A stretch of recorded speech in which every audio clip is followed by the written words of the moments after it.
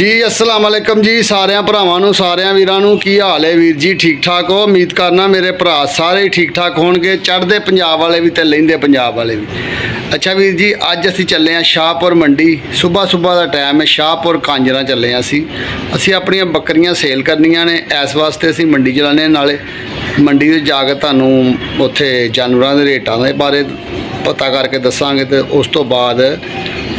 ਮੰਡੀ ਦਾ ਤੁਹਾਨੂੰ ਵਿਜ਼ਿਟ ਕਰਾਣੇ ਆ ਤੁਸੀਂ ਸਾਡੇ ਨਾਲ ਜੁੜੇ ਰਹਿਣਾ ਚੈਨਲ ਸਾਡੇ ਨੂੰ ਲਾਈਕ ਜ਼ਰੂਰ ਕਰ ਦੇਣਾ ਬੈਲ ਨੂੰ ਦਬਾ ਦੇਣਾ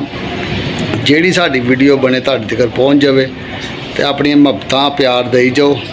ਅੱਜ ਤੁਹਾਨੂੰ ਬੜਾ ਮਜ਼ਾ ਆਏਗਾ ਇਨਸ਼ਾਅੱਲਾ ਮੰਡੀ ਵੇਖਣ ਦਾ ਗਰਮੀ ਬੜੀ ਜ਼ਿਆਦਾ ਹੈ ਤੁਸੀਂ ਸਾਡੀ ਵੀਡੀਓ ਸਾਰੀ ਵੇਖਣੀ ਹੈ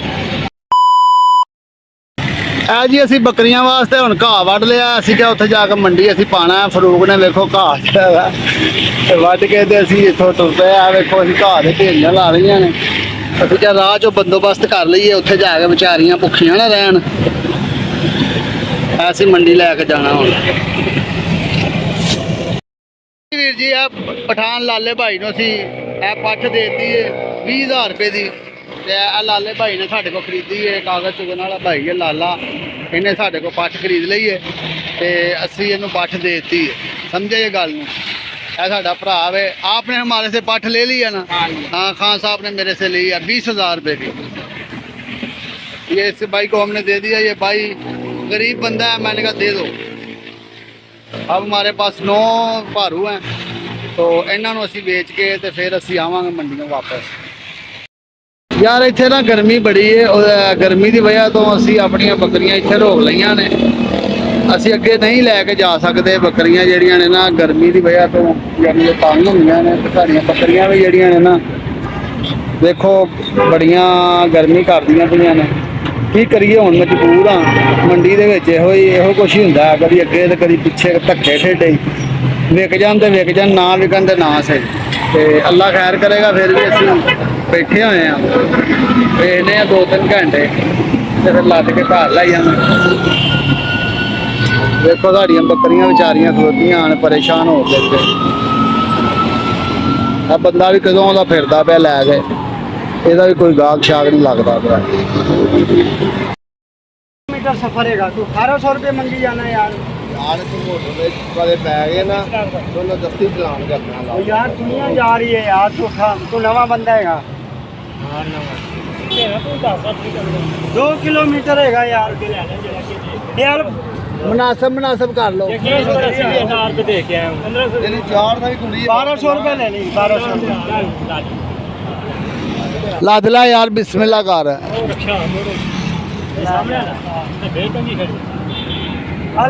कोई भी हो जो टोन 1200 रुपया कराया चलो ठीक है यार लाई जाओ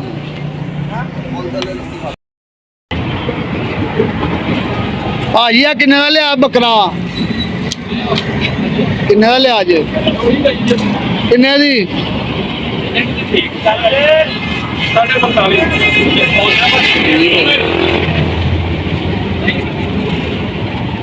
अज बाजार डाउन है डाउन भी है सप्लाई घट है ਜਿਹੜੇ 60,000 ਦੇ ਹਾਂ ਆਹ ਬੱਕਰੀਆਂ ਹੀ ਬੱਕਰੀਆਂ ਨੇ ਜਿੱਧਰ ਜਿੱਥੋਂ ਦੇ ਸੋਹਣੇ ਜਾਨਵਰ ਇੱਕ ਅੰਦਰ ਆਹੋ ਸਹੀ ਲੱਭ ਗਏ ਨੇ ਮਾਸ਼ਾਅੱਲਾ 45 ਦਾ ਲੈਣ ਹੈ ਚਲੋ ਜੀ ਅੱਲਾਹ ਪਾਕ ਤੁਹਾਡੇ ਨਸੀਬਾਂ 'ਚ ਕਰੇ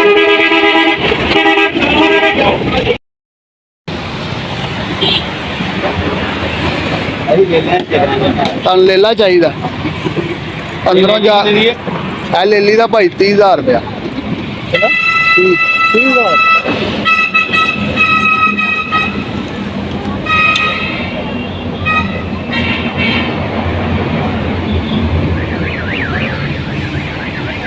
दसो ओ भाई दसो भाई साहब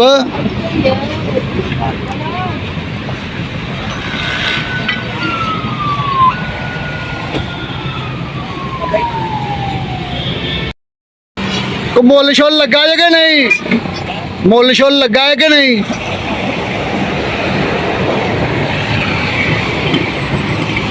बाबा भी कहता मैं खप गया वा सुबह का आया वा तो कोई मुल शुल नहीं लगा बकरियां का ਤੇ ਹੁਣ ਮੈਂ ਵਾਪਸ ਲੈ ਕੇ ਚੱਲਾਂ ਵਾਂ ਭਾਈ। ਹਾਂਜੀ ਇਹ ਲੋਕੀ ਰੋੜ ਕੇ ਨਹੀਂ ਜਾਂਦੇ, ਲੋਕਾਂ ਦੇ ਜਿਹੜੇ ਮਾਲ ਹੁੰਦਾ ਨਾ ਲੋਕੀ ਆਂਦੇ ਨੇ 4 ਪੈਸੇ ਸਹੀ ਵੱਟੇ ਜਾਣ। ਤੇ ਜਿਹੜਾ ਮੰਡੀ ਡਾਊਨ ਹੁੰਦੀ ਹੈ ਲੋਕੀ ਕਹਿੰਦੇ ਨੇ ਜਿਹੜੇ ਲੈਣ ਵਾਲੇ ਹੁੰਦੇ ਨੇ ਮੁਫਤ ਸਾਨੂੰ ਲੱਭ ਜਾਵੇ ਤੇ ਦੇਣ ਵਾਲੇ ਦਾ ਦੇਣ ਕਿ ਮੇਰਾ ਮਾਲ ਦਾ ਮੁੱਲ ਪੂਰਾ ਬਚਿਆ ਜਾਵੇ।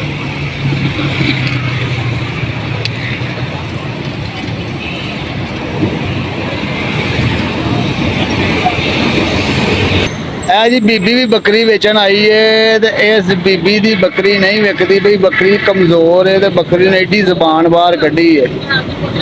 ਗਰਮੀ ਦੀ ਵਜ੍ਹਾ ਤੋਂ। ਤੇ ਉਸ ਤੋਂ ਬਾਅਦ ਮੈਂ ਤੁਹਾਨੂੰ ਵਿਖਾਉਣਾ ਵਾ ਬੱਕਰੀ ਦੀ ਜ਼ਬਾਨ ਬਾਹਰ ਨਿਕਲੀ ਤੇ ਫਿਰ ਵੀ ਉਹ ਕਹਿੰਦੇ ਭੈਣੇ ਜੀ ਸਾਨੂੰ 18,000 ਲੱਗਾ ਤੇ 15 ਲੱਗਾ ਵਿੱਚ। ਇਹ ਬੱਕਰੀ ਕਿੱਡੀ ਜ਼ਬਾਨ ਇਹਨੇ ਬਾਹਰ ਕੱਢੀ ਹੋਈ ਏ। ਹਾਲ ਕੋਈ ਨਹੀਂ, ਆਪਣੀਆਂ ਬੱਕਰੀਆਂ ਚਲੋ ਜੋ ਵੀ ਇਹ ਸਹੀ ਖਲੋਤੀਆਂ। ਭਾਈ ਪਾਣੀ ਪਿਆਣ ਡਿਆ ਜੀ ਬੱਕਰੀ ਨੂੰ, ਵੇਖੋ ਬੱਕਰੀ ਨੇ ਜ਼ਬਾਨ ਬਾਹਰ ਕੱਢੀ ਹੈ ਗਰਮੀ ਦੀ ਵਜ੍ਹਾ ਤੋਂ, ਪਾਣੀ ਹੁਣੀ ਪਿਆ ਰਹੇ ਨੇ ਕਿ ਚਲੋ ਸਹੀ ਹੋਈ ਜਾਵੇ।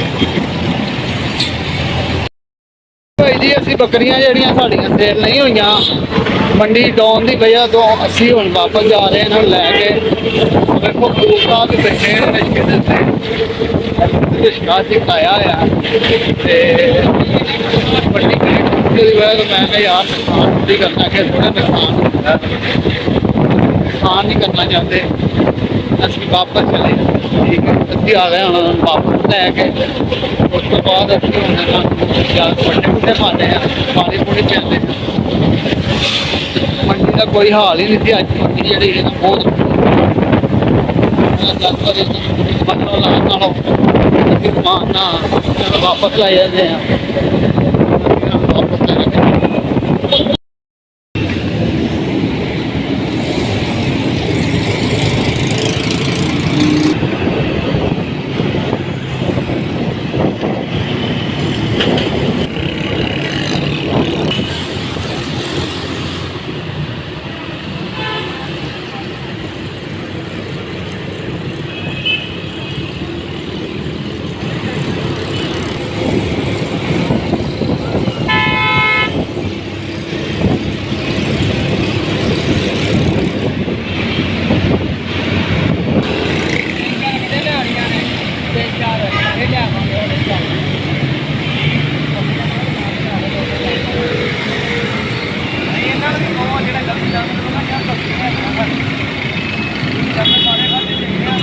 ਯਾਰ ਦੁਕਾਨ ਤੇ ਬੰਨੋ ਵਿਕ ਜਾਣਗੀਆਂ ਰੋਜ਼।